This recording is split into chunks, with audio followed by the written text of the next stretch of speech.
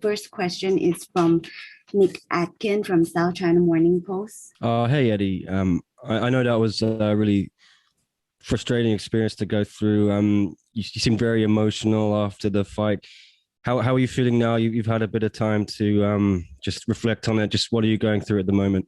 I went back to my room and I was able to watch the clip of the fight and see everything, and it was a bad call on the referee's side. The American media is in uproar right now, and so are the American fans.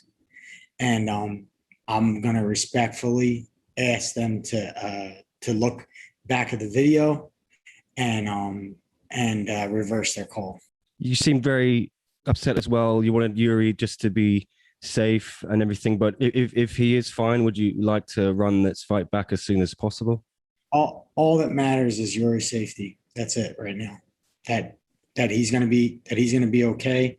When I go back, I mean, I'm inside the cage, so emotions run high, and the referee, people make bad decisions when emotions run high, and I think I think it was a bad call, and I'm mixed emotions right now. And after such a long time out, would you like to just get back in the circle in the cage as quickly as possible? Is there a chance you could maybe fight on TNT4 if there was an opponent, the right opponent? The right opponent. Yeah, I feel like I just won the fight. I just beat the number 2 guy, and they gave me a loss.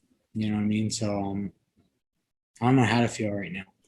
Thank you, Nick. Our next question is from Jesse Holland of MMA Mania. Hey, Eddie, obviously not the result you were looking for tonight, but at age 37, I have to say you probably looked as good as you've ever looked inside the cage. Physically, you looked like you were dialed in. Can you talk a little bit about how you felt coming into this fight in your camp and where you're at in terms of, are you still in your prime, or you think you've got a couple more years left? Yeah, I think you guys, you guys are fascinated with my age. I'm not. I started the sport when I was 19 years old. I'm almost 2 decades in, and I'm learning new stuff every day. I still love it. I still infatuated with it. I don't have the same feeling toward it that I had when I was 19, but that's normal. It's natural. I'm still evolving, still getting better, and still putting on performances and beating the top guys in the world. I wish people would stop asking me about retirement and my age and all this other stuff. I'm a young 37, and I've been ranked top 5 in the world since I was 20 years old, and I'm still ranked top 5 in the world. Well, I think, to be fair, Eddie, it keeps coming up because you don't typically see athletes at this stage of their career perform the way you do. So it's certainly tonight you looked as good as you've ever looked. So can we expect to see you back in the cage pretty shortly? Yeah.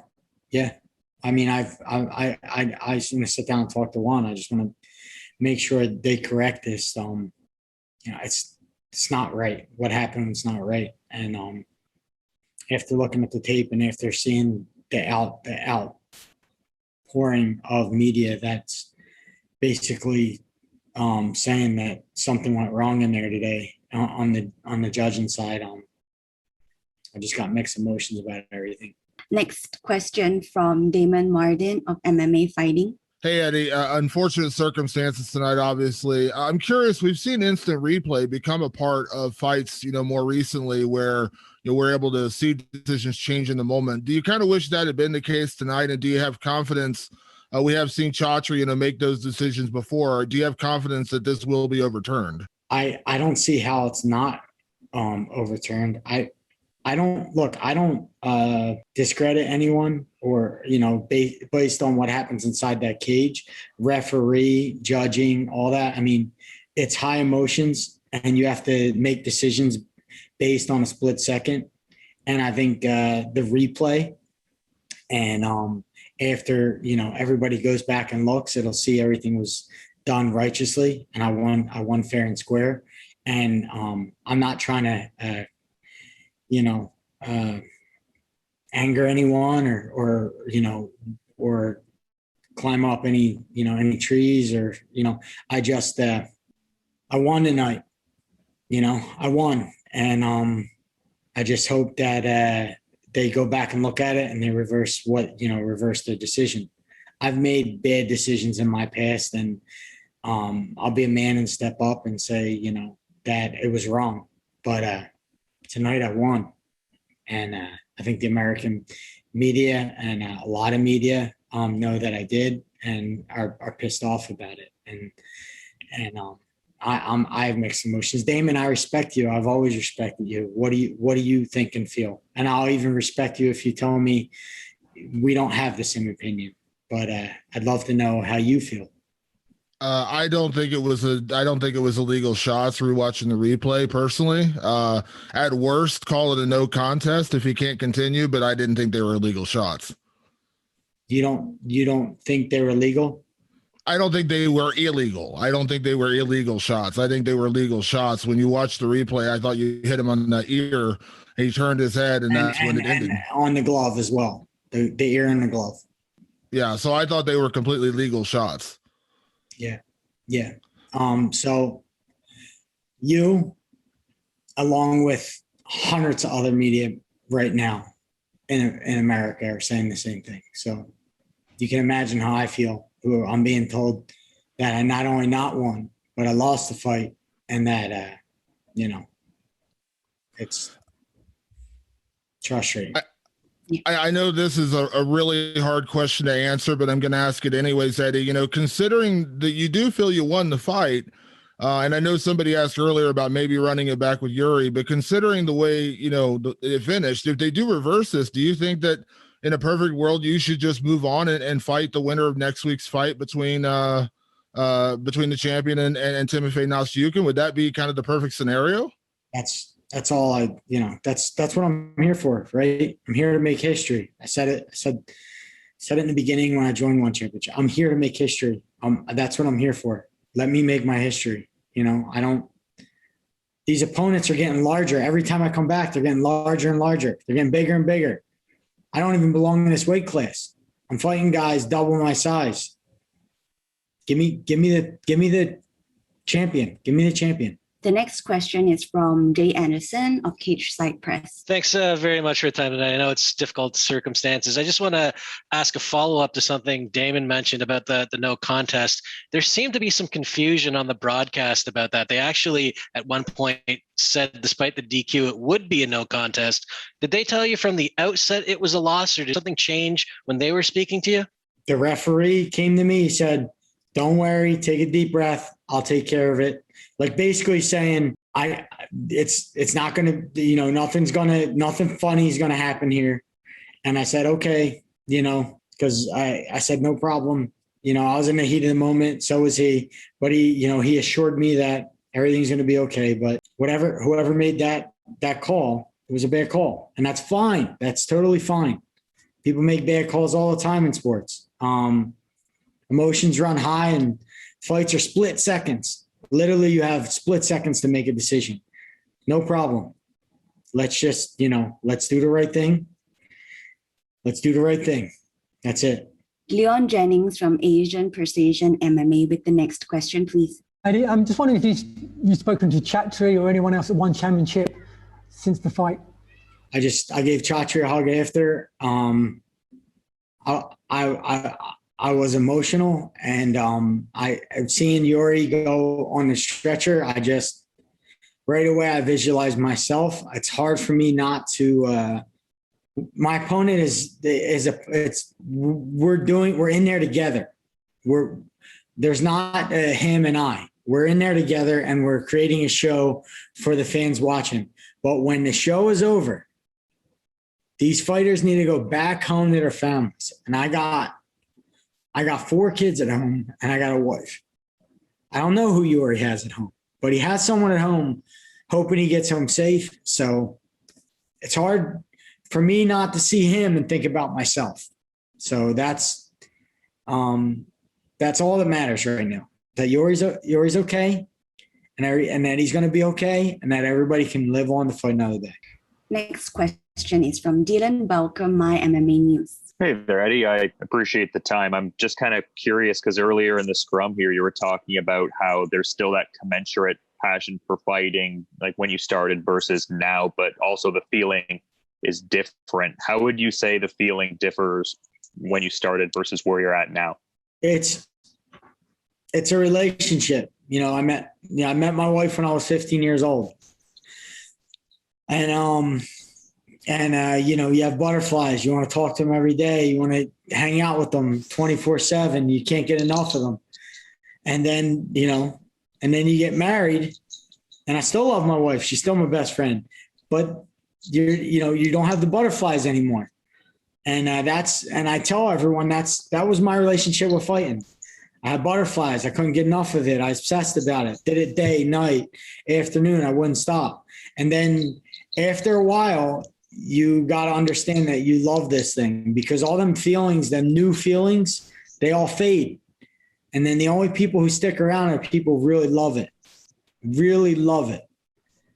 They look at it in a deeper meaning than just punches and kicks. And that's what I did. I married the sport of fighting, and I married it, and I committed to it, and I loved it. Even when I didn't have butterflies anymore about it. Next question from Conan Altatis of Conan Daily. Hi, Eddie. I'm just curious. Could you please tell us what was the game plan before you entered the cage today? You guys pretty much seen it. The game plan was to get Iuri to the floor and dominate him on the floor. And when he wasn't on the mat, feint takedowns and go for punches. So I was going to establish my takedown, establish my dominance on the ground. And then if we did go up to the feet, I was going to fake the takedowns and go for the punches. And I was just going to keep mixing it up just like that until he got tired and quit. And I felt like I was in the zone today. I felt like I prepared for a long, long time. I got a lot of bouts canceled. I got 2 bouts canceled that were pushed back because of a number of reasons, because of Corona with one championship. So my bouts were pushed back and pushed back again. And now I went on a year and a half not fighting. So, the game plan went according to plan, and I put in a lot of camps. This wasn't one camp. This was 3 camps where I was getting my fights canceled. So I was prepared. I was more prepared than ever. MMA fans and experts are now having a debate about the disqualification. What is your message to the MMA community as a whole? Just be honest. That's all. I don't care what people's opinions are, as long as they're honest. If you think it was a DQ, go online and say I should be DQ'd. Go online, voice your opinion. Your opinion matters. And if you don't think it was, go online, please, and let people know what happened today. Either way, I'm not mad at either person. I just want the truth. I just want whatever's honest, I'll take that. That's all I want. And I don't want a handout. I don't want a freebie. I want the truth. So I'm sure you checked on Iuri. Could you please give us the latest update on him? I won the fight, fair and square. I won the fight. It shouldn't have been a DQ. It was a mistake. Whoever made the final decision made a mistake. And I'm going to respectfully try to get it reversed. That's all. And I don't want to get in a fight with anyone. I don't want to be mad at anyone. I want everything to go back and get looked at, and the truth. That's it. I just want the truth. Thanks, Eddie. What do you think? What do you think personally? I'm not an expert, so I just respect whatever the experts say. Okay. There was a good discussion between Mitch Chilson and Rich Franklin, actually. And what did they say? They're kind of split about, but one thing they agree on is about the intent of the fighter, and I'm sure you agree that it wasn't really your intention to hit the back of the head of Iuri. No, that was that was completely clear. Yep. That's without question. Mhm. And that's what matters. the shots themselves, they're Okay. I really hope someone goes back and looks, because to take a loss when I should have won is very frustrating. Our next question is from James Barceloni of Miami Herald. Hey, listen, just with all this and everything going on, and it's so tough to do it right after a fight, are you and your team going to get together and tomorrow or sometime this week and just try to get with one of the one championship higher ups and just try to do something with this whole thing tonight? And whether it's getting this reversed or running it back? We're already on it. We're already texting and trying All right, Eddie. to get this reversed. What do you think? No, I think earlier someone said like no contest and run the fight back. Do the fight again. Let's just do it again. No contest. But that's just my opinion. It's just one person's opinion, and then just go from there, because you got the cloud. Let's get rid of the cloud. But hey, man, just thank you for being here after all this. Thanks for answering all these things, man, and just keep doing your thing. All right. Thank you. Andrew Faglit, can you please ask your question? Yeah, Eddie, you fought at a high level. Andrew Fagley from the Nightline Sports Network, by the way. You fought at a really high level for a really long time in multiple organizations. Have you ever had anything like this happen before? And were you surprised? Did you get any verbal warning from the referee at all that something crazy was going on like that? The referee said, watch the back of the head. And I said, okay, no problem. He said, watch the back of the head. But the punches I were throwing, one were hitting him in the hand. Some of them were hitting him in the neck. And then most of them were hitting him in the hand and then in the ear. And I was putting them in. So the punches were legal. It was a bad decision, and that's fine. I'm totally fine with a bad decision. Just let's look at it back. Let's reverse it and not, it was done kind of rash. It was done really rash. And I just think if we make it right, I think a lot of people are angry, and not excluding myself. There's a lot of media in America right now that's really angry about what went on.